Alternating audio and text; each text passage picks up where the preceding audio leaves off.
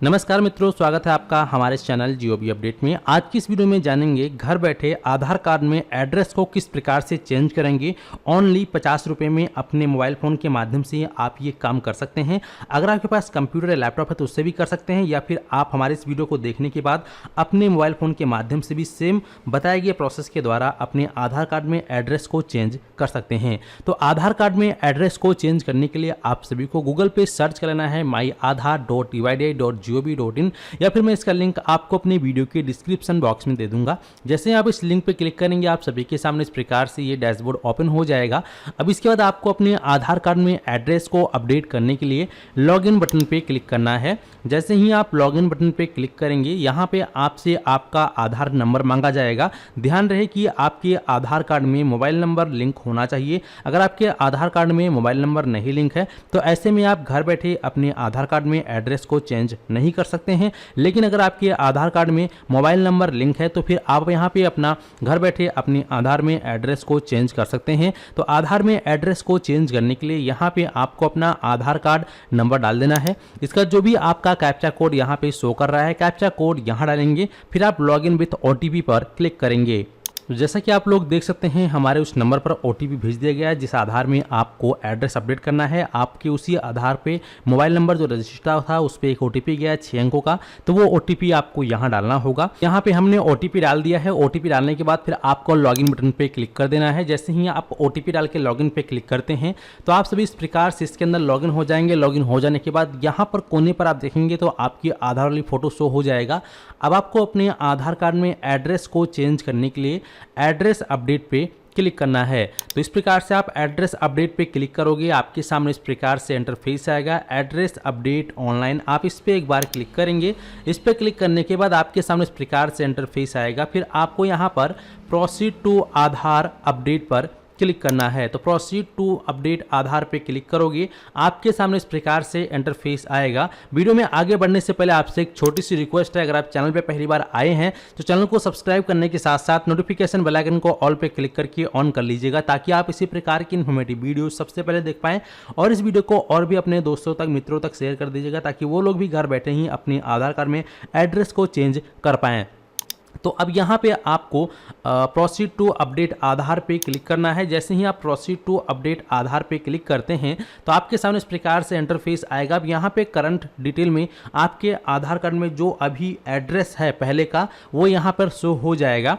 तो अब आपको अपना नया एड्रेस डालने के लिए थोड़ा सा स्क्रॉल डाउन करते हुए नीचे आना है। अब इसके बाद यहाँ पे देखेंगे केयर ऑफ, तो केयर ऑफ में आपको आपका जो भी फादर का नाम है वो आप टाइप करेंगे।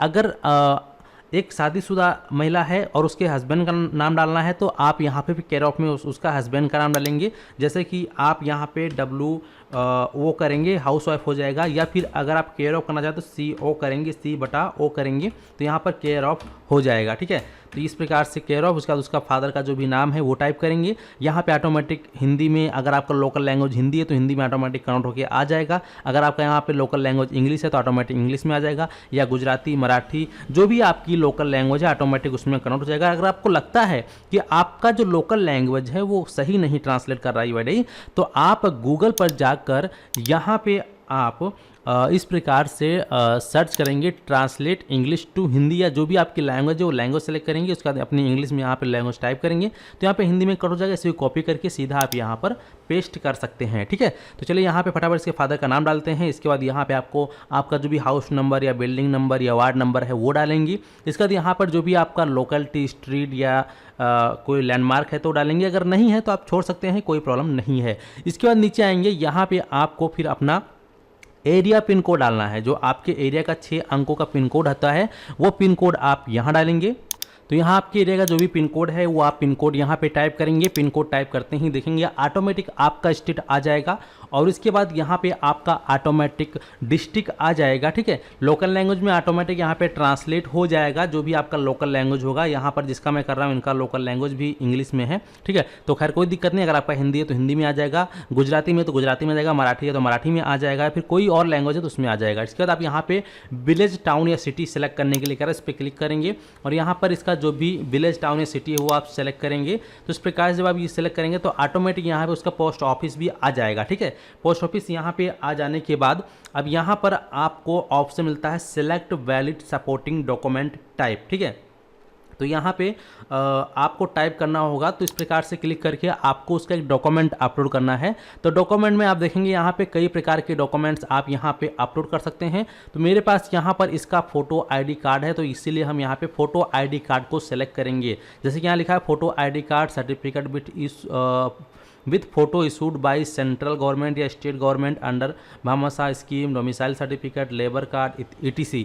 यानी कि अगर बच्चे का कर रहे हैं तो आप यहाँ पे उसका फोटो आईडी कार्ड में स्कूल का कोई आईडी कार्ड है वो दे सकते हैं, या फिर कोई उसका निवास प्रमाण पत्र बना है डोमिसाइल सर्टिफिकेट तो वो दे सकते हैं, या फिर कुछ और आइडेंटिटी प्रूफ है जिसमें एड्रेस उसका लिखा हुआ है जो कि सेंट्रल गवर्नमेंट या स्टेट गवर्नमेंट के द्वारा आईडी कार्ड इशू किया गया है तो वो आप दे सकते हैं।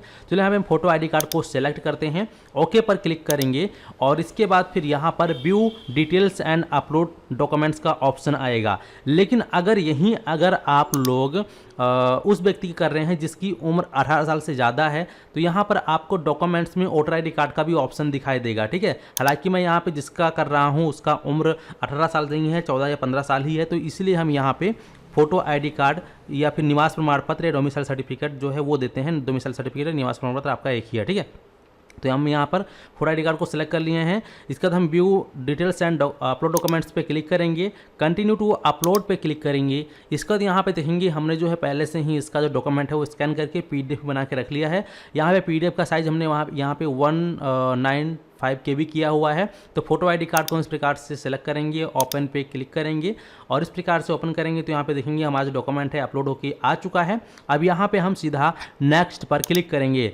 जैसे ही आप नेक्स्ट पे क्लिक करते हैं तो नेक्स्ट पे क्लिक करने के बाद इस प्रकार से ये प्रीव्यू सेक्शन में आ चुका है। अब यहाँ पर जो भी आपने एड्रेस यहाँ पे डाला था वो एड्रेस यहाँ पे इस प्रकार से आ जाएगा, न्यू एड्रेस, और यहाँ पे आपका जो भी लोकल लैंग्वेज होगा हिंदी, इंग्लिश, मराठी, गुजराती, तमिल, तेलुगु जो भी होगा वो ऑटोमेटिक यहाँ पे आ जाएगा, ठीक है। तो आप ऐसे से प्रीव्यू कर लेंगे कि सब कुछ सही है। अगर आपको लगता है सब कुछ सही है तो फिर आप सीधा यहाँ पे बॉक्स पे टिक करेंगे, और अगर आपको लगता है कुछ गलत है तो पेंसिल वाला आइकन पे क्लिक करके दोबारा से इसको सही कर सकते हैं, ठीक है। तो चलिए अब यहाँ पे हम इस पर टिक करते हैं। टिक करने के बाद इस प्रकार से क्लोज करेंगे। अब इसके बाद यहाँ पे ऑप्शन मिलेगा नेक्स्ट का, आप नेक्स्ट ऑप्शन पे क्लिक करेंगे। जैसे आप नेक्स्ट ऑप्शन पे क्लिक करेंगे आपके सामने इस प्रकार से इंटरफेस आएगा पेमेंट करने का, जहाँ पे मात्र आपको 50 रुपये का पेमेंट करना है। तो इस पर हम क्लिक करेंगे। इसके बाद हम इस पर टिक करेंगे और इसके बाद यहाँ पे हम मेक पेमेंट पर क्लिक करेंगे। मेक पेमेंट पे क्लिक करने के बाद आप इसे अपने फ़ोन पे, गूगल पे से, एयरटेल पेमेंट बैंक से पेमेंट कर सकते हैं UPI के थ्रू, या आपके पास डेबिट कार्ड है, क्रेडिट कार्ड है, नेट बैंकिंग या वॉलेट जो भी है उससे आप यहाँ पर पेमेंट बहुत ही आसानी से कर सकते हैं। जैसे कि हमारे सामने यहाँ पर QR कोड ओपन हो गया है तो मैं यहाँ पे फ़ोनपे से पेमेंट कर देता हूँ। अगर आप लोग गूगल पे है या जो भी है तो उससे भी आप यहाँ पर पेमेंट कर सकते हैं, जो भी आप चलाते होंगे, या पेटीएम वगैरह से भी आप पेमेंट यहाँ पर स्कैन करके कर सकते हैं। तो चलिए यहाँ पर हम स्कैन करेंगे इसको। स्कैन करने के बाद कि आप लोग देख सकते हैं हमने यहाँ पे पेमेंट कर दिया है। पेमेंट होने के बाद ऑटोमेटिक यहाँ पर कंफर्मेशन पेमेंट आ जाएगा। ध्यान रहे जब ये प्रोसेस हो रहा हो तो आपको अपने पेज को रिफ्रेश वगैरह नहीं करना है, काटना नहीं तो फिर प्रॉब्लम आ जाएगी, ठीक है। तो इस प्रकार से हमारा जो पेमेंट है सक्सेसफुल हो चुका है। अभी कुछ नहीं करना है, ऑटोमेटिक ही आपका जो स्लिप है वो जनरेट हो जाएगा। तो यहाँ पर देख सकते हैं हमारा जो डाउनलोड एक्नॉलेजमेंट नंबर है, यहाँ पर ये स्लिप डाउनलोड हो चुका है। इस पर हम डाउनलोड एक्नॉलेज पे क्लिक करेंगे तो देखेंगे हमारा जो यहाँ पर स्लिप है, एनरोलमेंट स्लिप, ये डाउनलोड हो चुका है।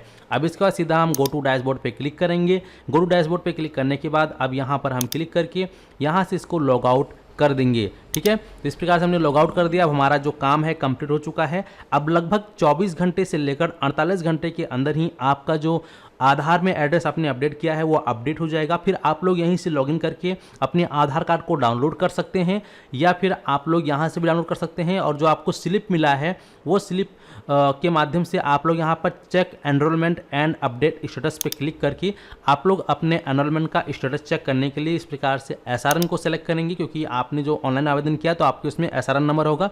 तो SRN नंबर यहाँ डालेंगे, कैप्चा कोड यहाँ डालेंगे, सबमिट पे क्लिक करेंगे तो आपकी एप्लीकेशन की जो भी स्थिति होगी वो आपके सामने शो हो जाएगा। तो जैसा कि आप देख सकते हैं इस प्रकार से, जैसा कि हमने अभी चेक करके आपको दिखाया है, जो कि जस्ट अभी मैंने किया है, तो इसलिए यहाँ पर your request has been reviewed by our backend operator and currently being proceed by our bank end system ऐसा लिखा हुआ आ रहा है।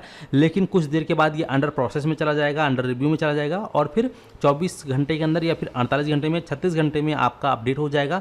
मैक्सिमम इसका जो टाइम है उससे तो ये कहती है 90 दिन का, लेकिन आपका 4 से 5 दिन में या 10 दिन के अंदर आपका आधार अपडेट हो जाता है। तो उम्मीद करते हैं कि आप लोग अच्छे से समझ गए हैं। अगर जानकारी आपके लिए हेल्पफुल बोल रही है। तो वीडियो को फटाफट लाइक कर दीजिए। आपके मन में कोई कन्फ्यूजन डाउट है तो कमेंट सेक्शन में कमेंट करके जरूर बताएं, और चैनल पर पहली बार आए तो चैनल को सब्सक्राइब करना बिल्कुल ना भूलें, सब्सक्राइब कर लीजिएगा और इस वीडियो को और भी लोगों तक शेयर कर दीजिएगा, ताकि आप लोग भी या आपके जानने वाले भी घर बैठे ही कहीं बिना कहीं गए घर बैठे खुद से अपने आधार में एड्रेस ऑनलाइन ही अपडेट कर पाएं। चलिए मिलते हैं आपको एक नए वीडियो में। इस वीडियो में समाप्त करते हैं। धन्यवाद।